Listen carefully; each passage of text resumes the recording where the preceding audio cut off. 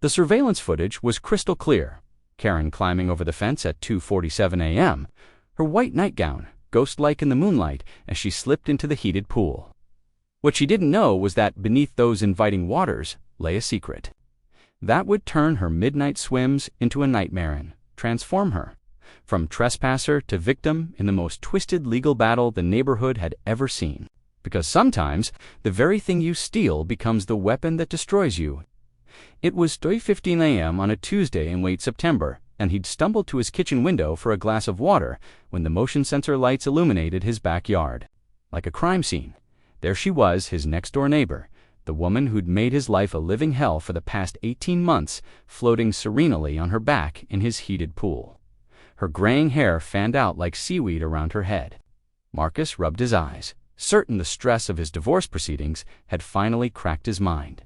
But when he looked again, Karen was still there, now doing lazy backstroke laps as if she owned the place. "What the hell?" he whispered, grabbing his phone to record. His hands shook as he pressed record, capturing Karen's unauthorized midnight swim in high definition.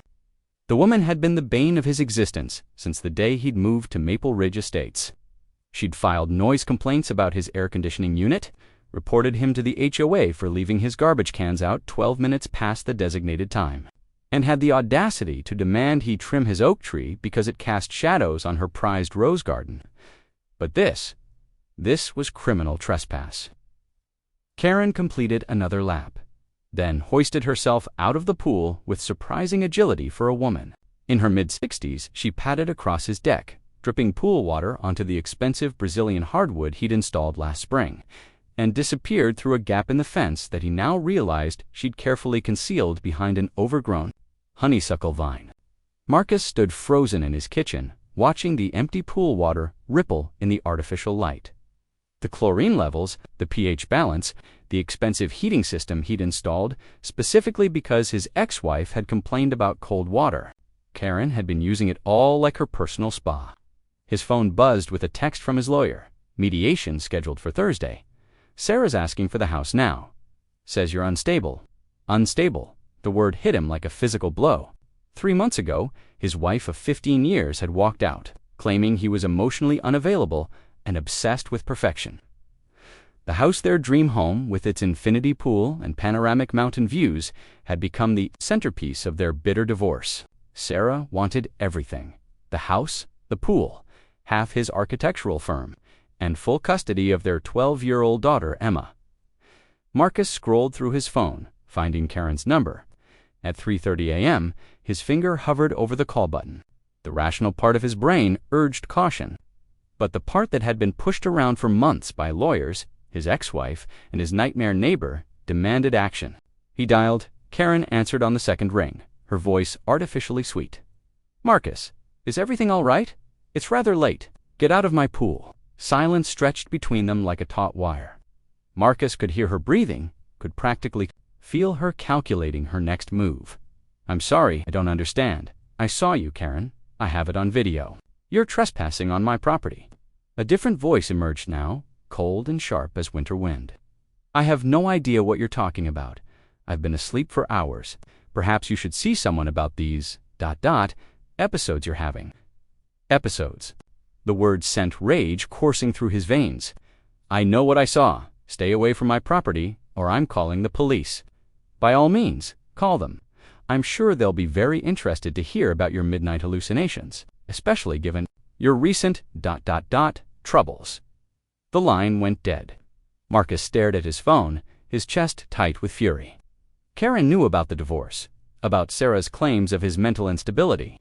In a town like Maple Ridge, gossip traveled faster than wildfire, and Karen Whitmore was the unofficial town crier. He uploaded the video to his laptop, watching the grainy footage again and again. Karen's face was clearly visible, her movements deliberate and practiced. This wasn't her first unauthorized swim. He was certain of it now. The way she'd navigated his deck, the confident manner in which she'd found the concealed gap in the fence, the fact that she'd answered his call so quickly despite the late hour. How long had this been going on? Marcus spent the next hour reviewing his security footage from the past month. His system only kept recordings for 30 days, but what he found made his blood run cold. Karen had been using his pool almost nightly. For weeks, sometimes staying for hours. She'd even brought pool toys, a floating chair, water weights, even a waterproof radio that she'd apparently hidden in his pool house. The timestamps showed she'd been there during Emma's last weekend visit, when his daughter had complained about the pool smelling funny and the water feeling gross. Karen had been contaminating his pool while his child was in the house, sleeping just 50 feet away. His phone buzzed again. This time it was Emma. "Dad, can't sleep. Mom says I might not get to see you much anymore after the divorce. Is that true?" Marcus closed his eyes, feeling the weight of his daughter's words. Everything he'd worked for, his business, his home, his relationship with Emma was crumbling. And now this woman was literally invading the last sanctuary he had left. He typed back, "Nothing's going to change between us, sweetheart. I promise. Try to get some sleep." But even as he sent the message, he knew it might be a lie. Sarah's lawyer was vicious, and if Karen started spreading rumors about his episodes and midnight hallucinations, it could destroy his chances of keeping anything in the divorce. Marcus made a decision that would change everything. He opened his laptop and began researching pool maintenance chemicals. Specifically, he researched pool shock treatments, highly concentrated chlorine compounds used to sanitize pools after contamination. The labels were full of warnings: severe burns, eye damage, respiratory problems. When used properly, pool shock was safe. When used improperly, it could cause serious chemical burns. Marcus had been meticulously maintaining his pool's chemical balance for 3 years. He knew exactly how much shock treatment to add, when to add it, and how long to wait before the pool was safe for swimming. He also knew what would happen if someone entered the water too soon after treatment. His cursor hovered over the order button for a case of calcium hypochlorite shock treatment. The rational voice in his head screamed warnings, but the voice of a man who'd lost everything and was facing the loss of even more whispered something else entirely. Karen wanted to use his pool. Fine, but she'd use it on his terms. Marcus placed the order for express delivery, then spent the rest of the night planning. He wouldn't hurt her. He wasn't a monster, but he would make sure her next unauthorized swim was her last. A little chemical burn, maybe some skin irritation, enough to make her think twice about trespassing again. What he didn't anticipate was just how far Karen Whitmore would go to destroy him. The next evening, Marcus carefully applied the shock treatment to his pool, following the manufacturer's instructions to the letter. The water would be unsafe for swimming for at least 12 hours, but the chlorine levels would return to normal by the following afternoon. He'd timed it perfectly. Usual swim time would put her in the water at maximum toxicity. He positioned himself at his kitchen window with a cup of coffee and his phone, ready to record Karen's reaction when she discovered her midnight swim had become a chemical bath. Maybe she'd get a rash, maybe some minor burns that would heal. In a few days, nothing permanent, just enough to make her reconsider the error of her ways. At 2:51 a.m., right on schedule, Karen's silhouette appeared at the fence line. Marcus held his breath, finger poised over his phone's record button. This was his moment of petty revenge, his small victory in a year of defeats. Karen slipped through the gap in the fence, her movements confident and practiced. She approached the pool's edge, testing the water temperature with her toe, as she always did. The motion sensors bathed her in harsh white light, and Marcus could see her satisfied smile as she prepared to lower herself into the water. "Enjoy your swim, Karen," Marcus whispered, pressing record. But as Karen's foot touched the water, Marcus realized he'd made a catastrophic miscalculation. The woman who'd made his life hell for 18 months was about to become his greatest weapon and his most dangerous enemy. Because Karen Whitmore wasn't just a trespasser. She was a retired personal injury lawyer with 40 years of experience. A woman who'd built her fortune on turning accidents into million-dollar lawsuits. And Marcus had just handed her the case of a lifetime.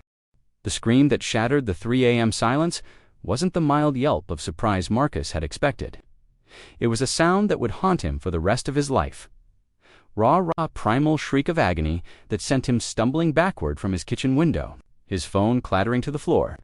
Karen Whitmore was thrashing in his pool like a woman possessed, her arms flailing as she tried to climb out, only to slip back into the chemically treated water again and again. The motion sensors strobed like a nightclub. casting her writhing figure in stark, horrifying relief against the black water. "Oh God, oh God, oh God," Marcus whispered, his carefully laid plan crumbling into nightmare. He'd calculated 12 hours for the chemicals to dissipate. It had been barely 8. Karen's screams grew more desperate, more animalistic. Marcus could see her skin beginning to redden even from his kitchen window. Could hear her gasping and choking as the chlorine fumes burned her lungs. This wasn't the minor irritation he'd envisioned. This was chemical warfare. His paralysis broke. Her nightgown was dissolving, the fabric eaten away by the concentrated chemicals. Her skin was already blistering, angry red welts rising across her arms and legs. "Help me," she gasped, her voice barely human. "Please, help me." ... Double quotes, Marcus froze with his hand on the door handle. Every instinct screamed at him to rush outside to call 911, to do something, anything to help the woman writhing in agony. On his deck, instead, he grabbed his phone and dialed 911, his voice shaking as he spoke to the dispatcher. "There's been an accident," he said, the lie burning his throat worse than chlorine. "My neighbor somehow got into my pool. I think there's been a chemical reaction. She's hurt badly." Through the window, he watched Karen crawl toward the fence, leaving a trail of pool, water, and blood behind her. The smell hit him, then chlorine, and something else, something organic and nauseating that made his stomach lurch. The ambulance arrived within minutes, their red and blue lights painting the quiet neighborhood in carnival colors. Marcus met them at his front door, playing the role of concerned neighbor with an expertise that terrified him. "I heard screaming," he told the paramedics, leading them to his backyard. "I don't know how she got in." The paramedics worked with grim efficiency, loading Karen onto a stretcher as she drifted in and out of consciousness. Her skin had turned an angry purple red, and Marcus could see the outline of her bones through the dissolved fabric of her nightgown. One of the EMTS's young women with kind eyes caught his arm as they wheeled Karen past. "We're talking months of recovery, maybe permanent scarring." "What kind of chemicals were you using?" Marcus felt the world tilt. "Standard pool shock, calcium hypochlorite." "I followed the manufacturer's instructions exactly." The EMT nodded, but her expression remained troubled. "The concentration must have been incredibly high to cause this kind of damage. You might want to have your pool tested. There could be a contamination issue." As the ambulance disappeared into the night, Marcus stood alone in his backyard, staring at the puddle of diluted blood and chemicals on his deck. The pool looked innocent now, its surface calm and reflective, but he could smell the chlorine hanging in the air like guilt, made manifest. His phone buzzed. Marcus stared at the message, his blood turning to ice water. Karen was supposedly unconscious, being rushed to the hospital with severe chemical burns. How was she texting him? Another message appeared. "I know what you did." Then another. "You're going to pay for this." Marcus's hands shook as he typed back. "Who is this?" The response came immediately. Karen's daughter, Jennifer Whitmore-Chun. "Perhaps you've heard of me." The name hit Marcus like a physical blow. Jennifer Whitmore-Chun wasn't just Karen's daughter.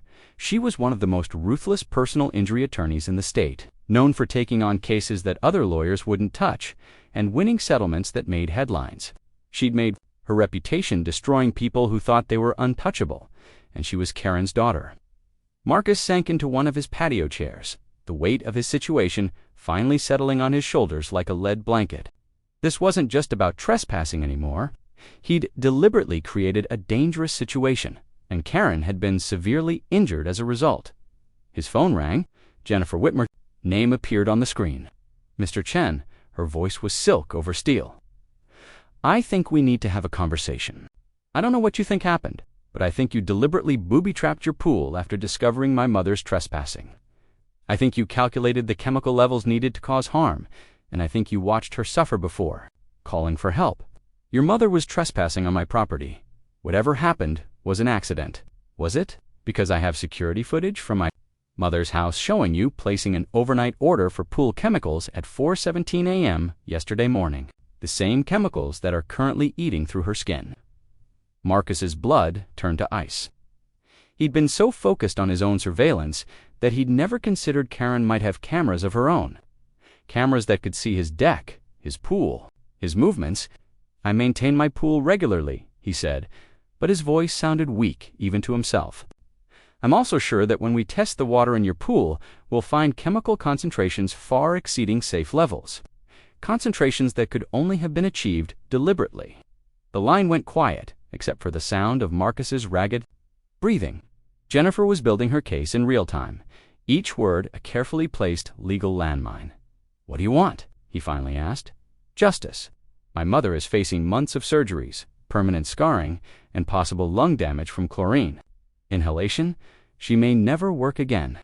Work? She's retired. She consults, very lucratively." Was consulting. "Her career is over, Mr. Chen. Her life as she knew it is over. Because you decided to play judge, jury, and executioner over a property dispute." Marcus closed his eyes. How much do you want to make this go away quietly?" Jennifer's laugh was like breaking glass. "This is going to be very, very public. By the time I'm done with you, your name will be synonymous with the kind of casual cruelty that people read about in the newspaper and shake their heads at over their morning coffee." "I have a daughter," Marcus said desperately. "A custody battle." "Please, I can't. You should have thought about that before you turned your pool into a chemical weapon. My mother could have died tonight. She still might, if infection sets." In the line went dead, leaving Marcus alone with the smell of chlorine and the weight of his choices. He thought about Emma, about the custody hearing next week, about Sarah's claims that he was unstable and dangerous. How would this look to a family court judge, a man who deliberately injured his neighbor in a fit of rage? His phone buzzed. With another text from Jennifer, "Check your email." Marcus opened his laptop with trembling fingers. Jennifer had sent him a single attachment, a legal document that made his blood run cold. Complaint for damages. Whitmore, V. Chen, aggravated assault, battery, intentional infliction of emotional distress. Premises, liability demand for jury trial damages sought $2,750,000, nearly $3 million, more than his house was worth, more than his business was worth, more than everything he owned combined. It was the narrative Jennifer had constructed, a story of a man driven to violence by his own failures, a man who targeted a vulnerable elderly woman in a premeditated attack. She'd painted him as a monster, and worse, she'd done it with surgical precision. Every detail was there. His divorce proceedings, his custody battle, his financial troubles, his history of conflicts with Karen, the overnight chemical purchase, the calculated timing of the pool treatment, even his delayed response to Karen's screams, which Jennifer characterized as callous indifference to human suffering.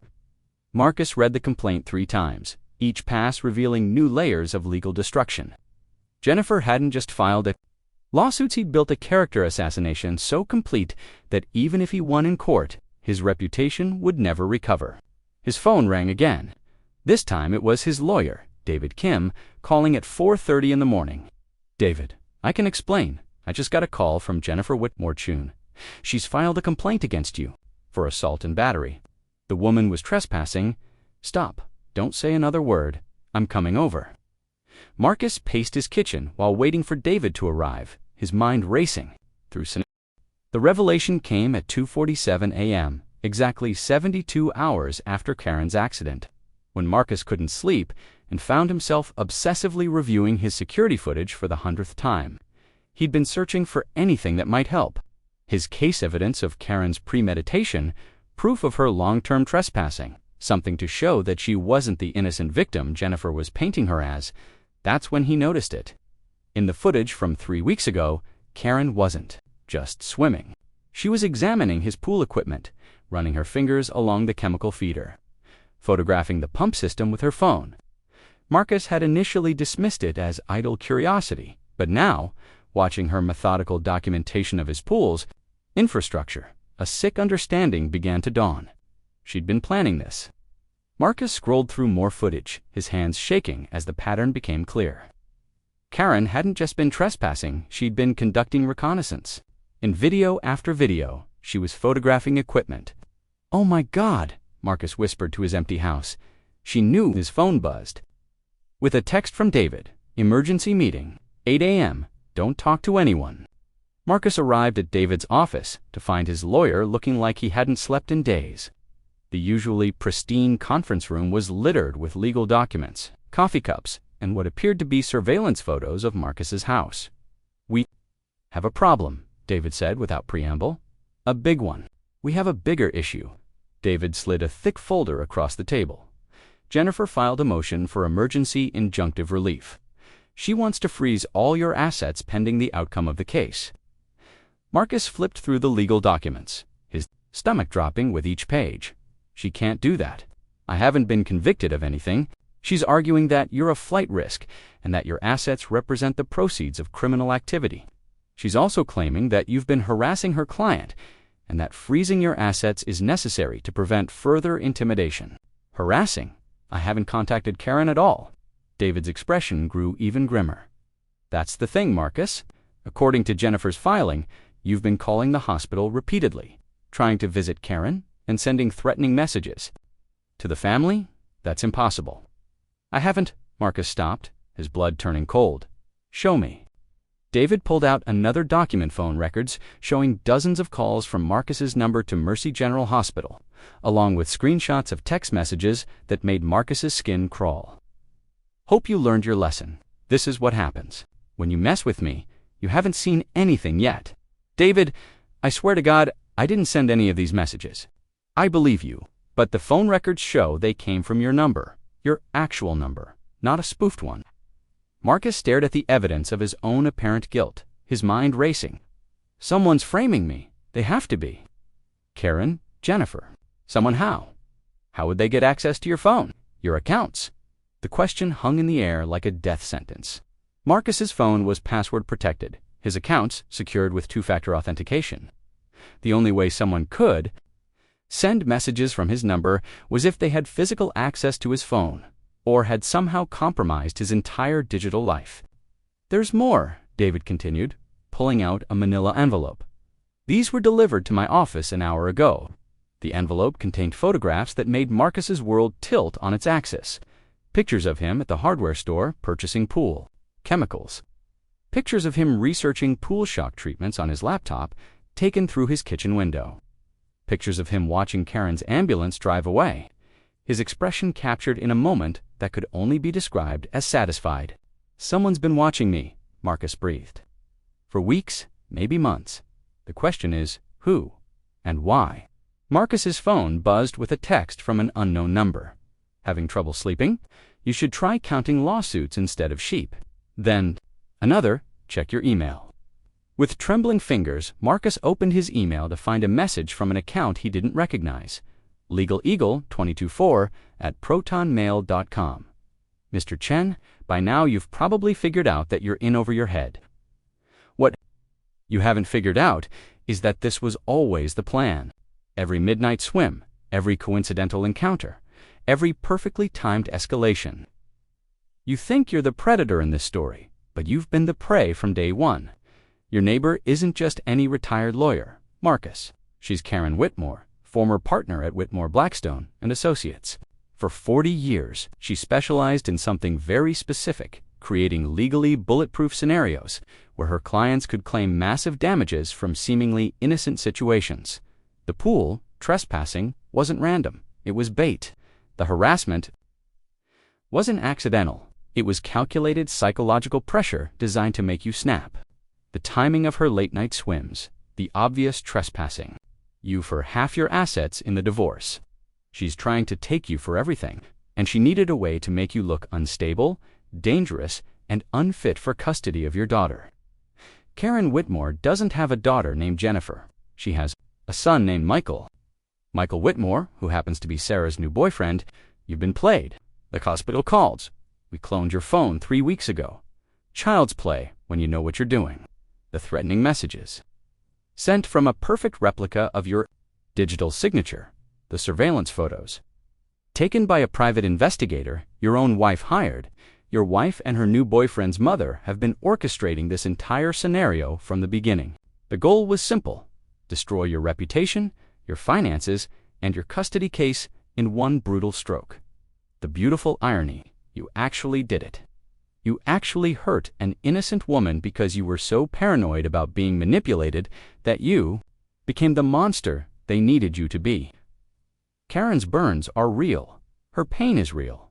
Her injuries are real. but her innocence that died the moment she climbed over your fence for the first time. Sweet dreams. A friend Marcus read the email 3 times each pass, making him feel sicker. David was reading over his shoulder, his expression growing increasingly troubled.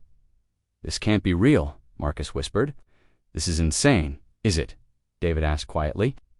"Think about it, Marcus. The timing, the escalation, the fact that Karen just happened to be a retired personal injury lawyer.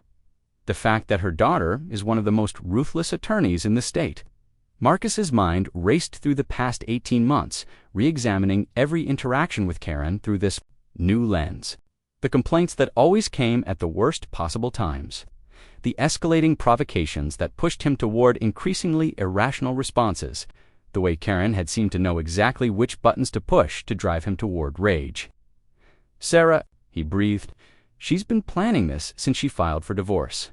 "It would explain everything," David said grimly. "Sarah's name appeared on the screen?" "Don't answer it," David warned, but Marcus was already swiping to accept. "Hello, Marcus." Sarah's voice was different, cold, triumphant. "I heard about your little incident with the neighbor. How unfortunate." "You set me up," Marcus said, his voice shaking with rage. Sarah's laugh was like ice water in his veins. "I have no idea what you're talking about. I'm just a concerned ex-wife who's worried about her daughter's safety, especially now that her father has been arrested for assault." "Arrested?" Marcus looked at David, who was already reaching for his phone. "Oh, you haven't heard? The warrant was issued an hour ago. Aggravated assault with a deadly weapon, criminal mischief, reckless endangerment. The police are probably at your house." Right now, through David's office window, Marcus could see red and blue lights reflecting off the building across the street. His lawyer was already on the phone with someone, his voice urgent and professional. "The beautiful thing about this plan," Sarah continued, "is that it didn't require you to be guilty of anything except being yourself, petty, vindictive, prone to irrational anger when pushed. All we had to do was create the right circumstances and let your nature take its course." "Emma," Marcus said desperately, "don't do this to Emma. She needs her father. Emma needs stability. She needs a parent who won't fly into homicidal rages over property disputes. She needs to be protected from you, Marcus, and thanks to your own actions, she will be." The line went dead. David was off the phone now, his expression grim. "We need to go," he said. "Now there's a warrant out for your arrest, and if we don't, get to the station voluntarily. They'll come looking for you." As they rushed toward the elevator, Marcus felt the full weight of his situation settling on his shoulders. He'd been outmaneuvered at every turn, manipulated into destroying his own life with surgical precision. Karen's injuries were real, but so was the elaborate setup that had led to them.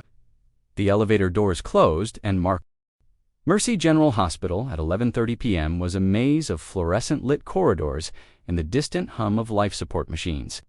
Marcus had ditched his car 3 blocks away and entered through the emergency department, relying on the chaos of a Friday night in the ER to slip past security unnoticed. His lawyer's frantic phone calls had gone unanswered.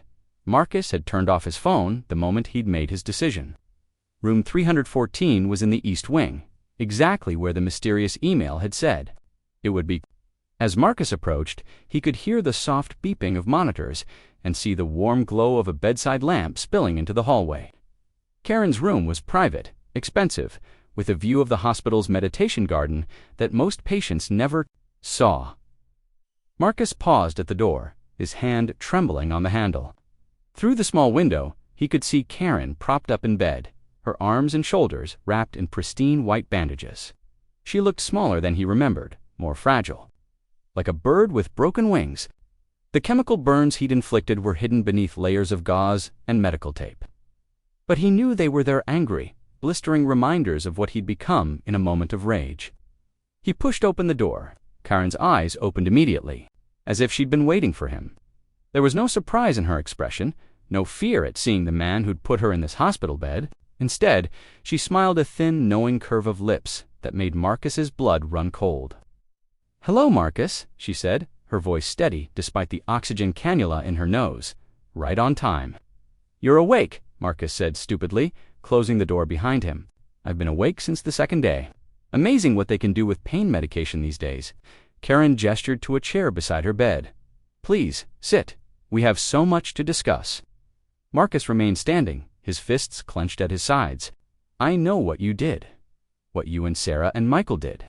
The whole thing was a setup, was it? Karen's smile widened. Or did I simply provide you with an opportunity to reveal your true nature? The chemicals were yours. Marcus, the trap was yours.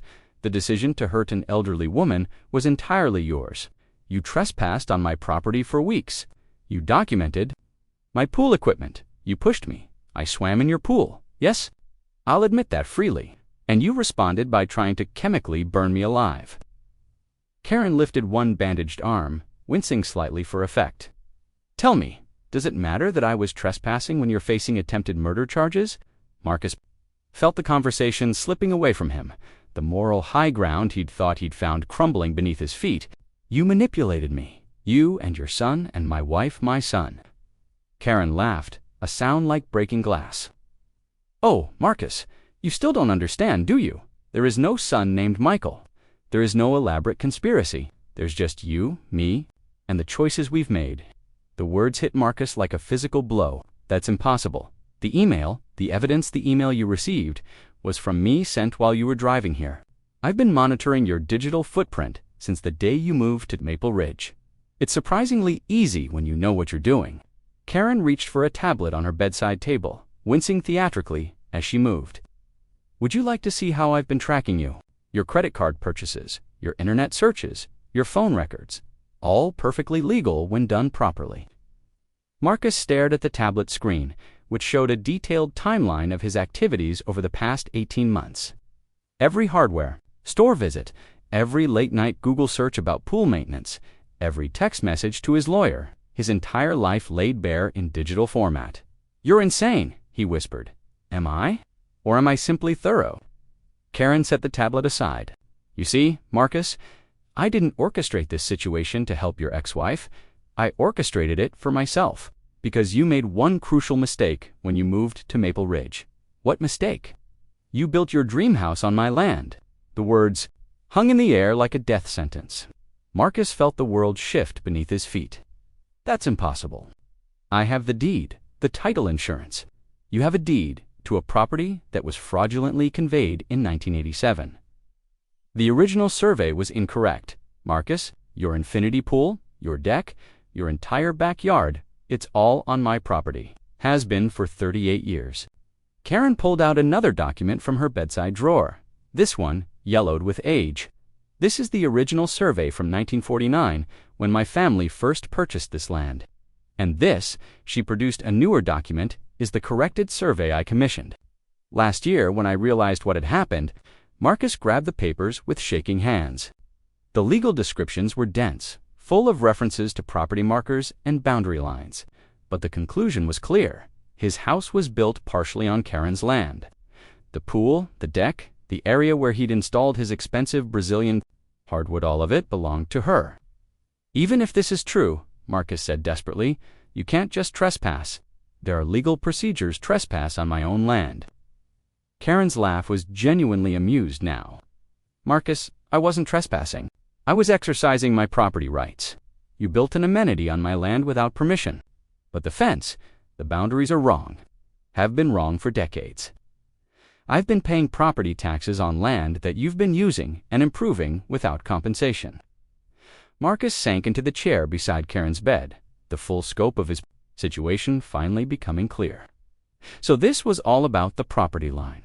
You put yourself in the hospital over a boundary dispute? I put myself in the hospital to establish clear evidence of your violent and unstable behavior.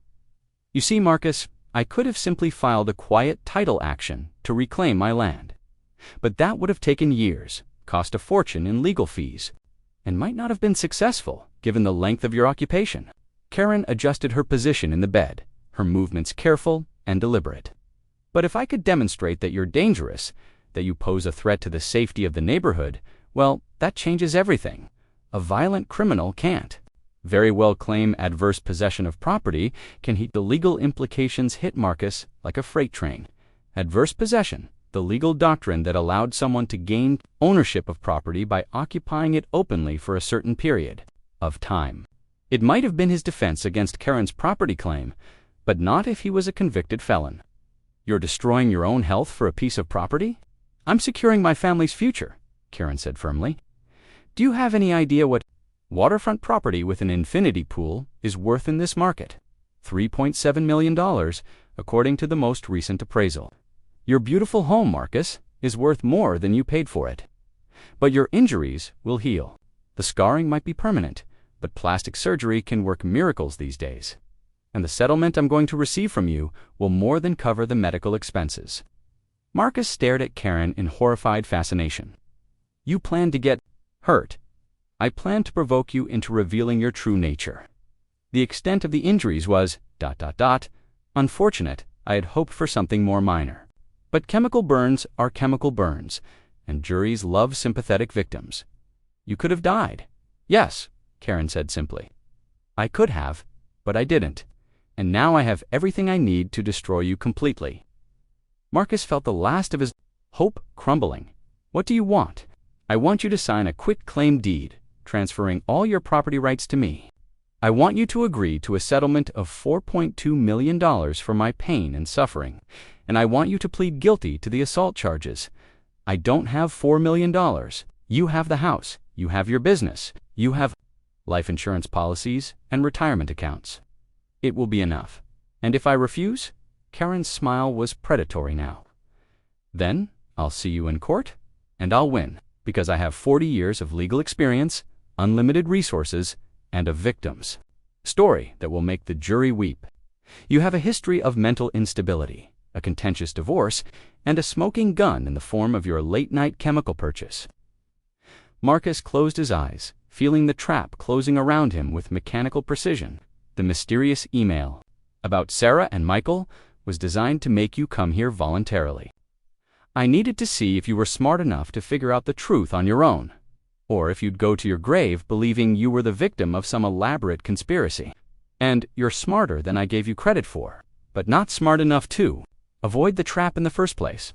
Marcus opened his eyes and looked at Karen, really looked at her. Beneath the bandages and the hospital gown, he saw a woman who'd spent 4 decades perfecting the art of legal warfare.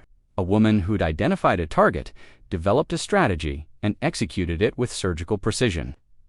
How long have you been planning this? Since the day you moved in? I knew there was a boundary dispute, but I also knew that establishing my claim would be difficult given your long occupation of the property. So, I waited. I watched. I learned your patterns, your weaknesses, your pressure points. Karen paused. Studying Marcus with the intensity of a scientist examining a specimen, the divorce was a gift. Suddenly, you were emotionally vulnerable, financially stressed, prone to poor decision-making. All I had to do was apply the right pressure at the right time. The midnight swimming was calculated to drive you toward exactly the kind of irrational response you ultimately chose. I knew